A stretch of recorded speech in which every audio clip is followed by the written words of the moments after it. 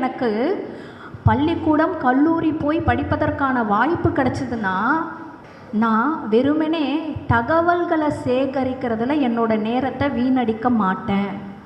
மனதை ஒருநிலைப்படுத்துவதற்காக அதிக நேரத்தை செலவழிப்பேன். மனம் எவ்வளவுக்கு எவ்வளவு ஒருநிலைப்படுதோ அவ்வளவுக்கு அவ்வளவு அது ஞானம் அடையுமா. லைட் கண்டுபிடிக்கிறாங்க, ஃப்ளைட் கண்டுபிடிக்கிறாங்க, ஃபோன் கண்டுபிடிக்கிறாங்க. எப்படிங்க, எந்த புக்கில் இருந்துங்க தியரி எடுத்து கண்டுபிடிச்சாங்க? உள்ளே இருந்து தானே வந்துச்சு, உள்ளே இருந்து தானே வந்துச்சு. அப்போ எல்லாமே எங்கே இருக்குது? உள்ளே எப்படி போகிறது? ஒரே ஒரு வழி தான் இருக்குது.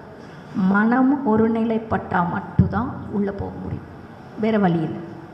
ஆனால் உங்களுடைய மனம் ஒருநிலைப்பட்டு உள்ளே போகாமல் இருக்கிறதுக்கு ஒரு 5 வாசல் வெளியே இருக்குது. இது ஒன்று, இது ஒன்று, இது ஒன்று, 16 வயசு தாண்டிட்டால் இது ஒன்று, 5 வாசல். உள்ளே போக ஒரு வாசல்.